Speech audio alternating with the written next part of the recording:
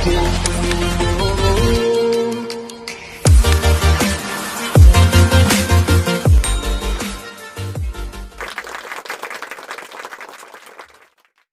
ada cerita lucu nih. Agung kenal seorang Reza Rahardian? Reza, iya kenal itu. Yang Kenal? main sinetron ya. Oh gitu, kirain temen. Kan sinetron, film layar lebar kali. Nggak bisa bohong malah ke puasa. Ih, udah puasa, bohong. Gitu pokoknya. Kenapa Pak Reza? Ya jadi saya nonton, dia sedang melakukan podcast dengan Daniel Mananta ya. Di situ Daniel bertanya ke Reza gitu, bagaimana prosesnya dia dalam meniti karir dari awal. Ada suatu kisah yang Reza ceritakan ke Daniel. Jadi Reza ini bukan lahir dari keluarga yang kaya raya, bukan lahir dari keluarga yang orang tuanya lengkap. Dia itu dibesarkan oleh single mother. Benar. Banyak ini ya kekurangan dulu ini ya. Banyak kekurangan. Terus keluarganya juga dari keluarga yang biasa-biasa saja. Malah bisa dibilang pas-pasan banget. Jadi Reza dari usia yang bisa dibilang ini ya, dia masih remaja, dia harus menjadi tulang punggung keluarganya.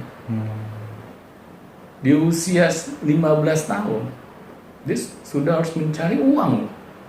Berarti sekitar SMA ya biasanya itu ya. Kalau saya SMP. Oh iya SMP ya. Betul. Iya. Karena ibunya pada saat itu sudah kesulitan finansial. Tapi ibunya Reza ini memang ibu yang luar biasa sih. Dia nggak pernah gitu ada kata-kata yang negatif gitu kan, bahwa nasib kita ini memang ditakdirkan menjadi orang yang susah gitu. Jarang Pak, jarang orang susah tidak mengatakan hal yang susah ya. Iya. Tapi banyak kan orang tua berkeluh kesah pada anaknya. Misalnya, emang nasib kita ini ditakdirkan menjadi orang miskin. Jadi kamu terima aja lah. Iya, begitu. Tetapi ibunya Reza tidak seperti itu. Bukan seorang dream killer ya. Iya, dia tidak pernah menyalahkan siapapun. Malah dia bilang, inilah yang sudah Tuhan berikan kepada kita. Ya harus patut disyukuri. Udah kita jalani aja. Kita tidak perlu yang namanya meratapi nasib. Dan itu membekas di dirinya Reza gitu. Bayangkan ya, usia 15 tahun harus cari uang. Bukan buat diri sendiri, tapi buat ibu, buat adiknya. Kalau saya aja nggak kebayang kalau itu terjadi sama saya. Gitu. Iya, itu apa yang bisa kita lakukan ya Pak? Iya, bayangkan belum lulus SMA, belum lulus kuliah, lulus kuliah masih mending, lulus SMA aja masih mending gitu. Iya, betul. Usia kita udah bisa dibilang bukan remaja lagi lah, udah mau ke dewasa kan. Tapi Reza harus melakukan hal itu. Dan yang dia ceritakan di usia dia yang beranjak ke 16 tahun, dia mulai tuh ada keinginan masuk ke dunia entertainment. Mulai dari situ ya. Mulai dari situ dia ikutan ini kayak acara pemilihan model. Dia waktu dia melakukan hal itu dia masih belum tahu dia mau ngapain gitu. Yang penting ya siapa tahu dengan gue jadi model gue bisa dapat uang. Intinya masih ke sana. Iya, karena kan fokus dia itu gitu. Iya. Karena ya di usia dia seperti itu terus ditambah dengan keluarga yang tidak kondusif, wajar anak-anak itu tidak memiliki yang namanya impian, cita-cita. Yang penting bagaimana gue bisa bertahan hidup dulu deh. Betul. Ya. Jadi ketika dia menjadi seorang model, dia akhirnya tertarik dengan dunia keaktoran, ke dunia film. Dia padahal bukan orang yang belajar secara formal ya Mhm. di dunia perfilman. Misalnya kita belajar di sebuah institusi perfilman, belajar acting, dia sama sekali enggak. Iya, karena kan nggak ada biaya juga ya, Pak, ya, buat Ya, belajar ya film. tapi aku melihat prestasi dia saat ini Iya. itu luar biasa. Saya jujur aja loh, saya bukan, ya mohon maaf ya, bukan saya sok-sokan senangnya nonton film luar ya. Mhm. Saya jujur saya nggak begitu tertarik gitu sama perfilman nasional. Mhm. Bukan karena saya nggak cinta bangsa ini, enggak, karena saya lihat actingnya gitu. Mhm. Acting para pemain filmnya itu ya mohon maaf ya, seperti kayak flat gitu. Yang kadang-kadang gitu. Iya, nangis kayak mengada-ngada, Iya benar. ketawa berlebihan. Ya, Jadi tapi nggak ada yang ngakak apa nggak ada yang ngakak. nggak ada yang pas gitu kan. Iya. Tapi waktu saya nonton filmnya Reza, saya ini orang beda nih. Hmm. Dia punya soul gitu, dia punya jiwa gitu. Ketika memerankan sebuah peran gitu kan, apapun jenis perannya gitu. Iya, Bibi Ainun kalau nggak salah Iya, ya, Reza juga. Arga Ainun, banyak film media gitu, Hmm. yang jarang saya lihat kurang bagus aktingnya tuh jarang gitu. Hmm.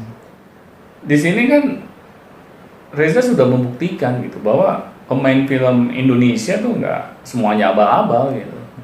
Ada juga yang bagus yang nggak cuman modal tampang doang. Tetapi saya nggak nyangka gitu. Saya pikir Reza ini lahir dari keluarga yang beradab, terus Iya. dia les acting atau enggak sekolah perfilman. Aku baru tahu dari Bapak malah, Pak. Iya, saya juga baru tahu. Nah ini makanya pentingnya selama masa pandemi kita nonton podcast. Biar kita banyak tahu ya. Benar, karena kita bisa belajar gitu dari pengalaman orang lain. Hmm. Karena itu apa ya namanya? Ketika kita belajar dari pengalaman orang lain, itu sebenarnya pengalaman itu adalah guru terbaik. Hmm. Tanpa kita harus mengalami dulu yang namanya kegagalan, kehancuran, kita bisa belajar dari kegagalan orang lain gitu. Dengan kita melihat pengalaman kehidupannya. Iya. Praktis gitu ya. Praktis Nggak banget. harus kita ngejalanin dulu Iya. kayak Reza gitu. Benar. Makanya ketika Reza cerita seperti itu, dia cerita bahwa pas dia sedang meniti karir sebagai aktor gitu kan, pernah suatu saat manajer yang dibayangin manajernya pamit mundur coba di usia dia 16 tahun. Dikarenakan apa coba? Kata manajernya, saya ini sudah sulit menawarkan kamu ke PH-PH karena banyak yang menolak kamu. Bayangkan, dia ngomong ke anak yang usianya 16 tahun. Wah. Bukan kata-kata yang memberi semangat, tapi kata-kata yang menjatuhkan. Iya. Membuat impian tuh hilang gitu ya. Iya. Saya sudah berusaha menawarkan kamu, cuman mereka nggak ada yang tertarik karena fisik kamu kurang tinggi lah, muka kamu jerawatan lah. Sulit gitu bagi saya mencarikan kamu pekerjaan. Mendingan coba deh kamu cari pekerjaan lain. Bayangkan gitu seorang Reza di awal dia meniti karir, dia itu nggak mendapatkan dukungan. Iya, malah seperti yang dia dapatkan. Iya, malah dia dikecilkan gitu. Coba Reza pada saat itu langsung lemes gitu mendengarnya. Udah deh, emang kayaknya nasib gue bukan menjadi aktor. Iya, udah beda nih Habibie Iya. yang mainin kan. Iya. Bayangkan coba, untung Reza nggak patah semangat. Iya. Nah itu bekal yang ibunya berikan gitu pada Reza. Yang namanya jangan punya rasa pantang menyerah, jangan mudah putus asa, hadapi kehidupan ini. Akhirnya ya Reza tetap kekeh gitu dengan impiannya. Dia akhirnya coba tanpa manajer dia berusaha sendiri loh, cari job, cari pekerjaan.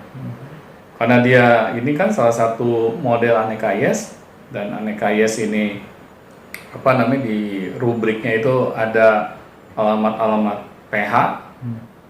Dia kerjain pekerjaan seorang manajer sendirian. Didatangin langsung PH-nya. Iya, padahal umur dia saat itu 16 tahun, coba bayangkan. Akhirnya ya alhamdulillah ada yang mengontak dia gitu.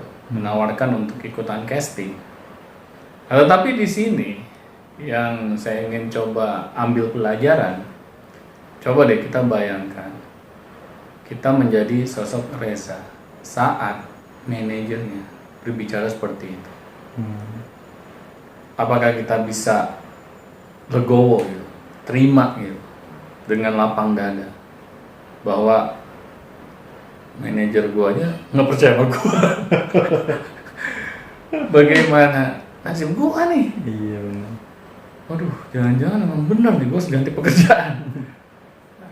Kalau kita dalam posisi seperti itu dan kita tidak memiliki mental pemenang, coba bayangkan apa yang kita lakukan. Iya, musuh mundur itu. Iya, padahal kita sebenarnya punya bakat di situ.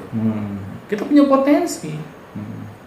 Tetapi orang terdekat kita malah mematahkannya. Manajer kan seharusnya memberikan motivasi yang paling pertama dia. Karena kan dia yang manage gitu. Iya, dia kan akan mendapatkan sesuatu dari kita. Kan seharusnya dialah yang bisa membela kita, di mana orang-orang tidak ada satupun yang membela kita gitu.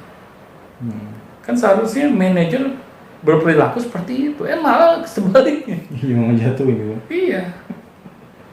Nah di sini yang saya melihat bahwa orang tua lah yang harus bisa menanamkan pertama kali rasa percaya diri kepada percaya kepada impian anak, bahwa anak kita ini memang memiliki potensi, meskipun orang lain nggak ada yang percaya dengan anak kita, kita yang pertama kali percaya gitu.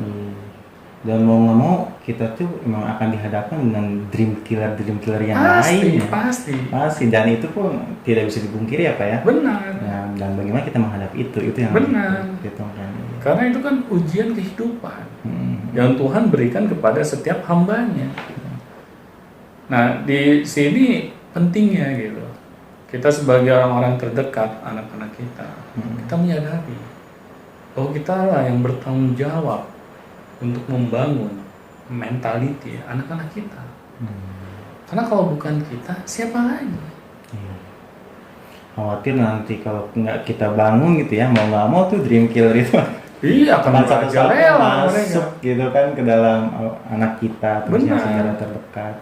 Dan itu akan menyebabkan sebuah kerugian yang sangat besar ya Pak ya. Iya, di masa depan anak kita. Bayangkan kalau Reza Radian sekarang mundur gitu kan, dia nggak mungkin punya ini, punya itu gitu kan. Benar. Itu kerugian sangat besar kalau misalnya dream killer itu merajalela gitu ya. Ya di sinilah ya, mudah-mudahan setelah viewers gitu ya mendengar podcast kita ada insight gitu, ada sebuah inspirasi gitu, bahwa kita lah yang berperan gitu. Orang-orang terdekat anak-anak kita inilah yang berperan dalam mendukung kesuksesan anak-anak kita di masa depannya. Oke. Jadi diharapkan seperti itu ya Pak. Iya. Dan juga mungkin diharapkan janganlah menjadi seorang dream killer. Nah itu PR yang paling utama ya. Yang biasa ngata-ngatain orang kan gitu kan, enak banget kan, ngeremehin. Nah, ini tapi mudah-mudahan dengan podcast ini ya, ketika ada orang yang seperti itu ya mulai sadarlah bahwa itu sangat-sangat membunuh gitu. Benar. Sangat-sangat merugikan banget gitu. Pasti. Oke, baik, terima kasih Pak Doni untuk bincang sore hari ini, dan mudah-mudahan bermanfaat. Dan jangan lupa nanti langsung saja yang mau komentar silakan langsung di kolom komentar, dan yang mau bertanya silakan langsung ditanyakan di bawah. Di link deskripsi ini ada beberapa kontak, di situ ada Telegram dan juga ada WA lagi kembali kita ya Pak ya. Iya.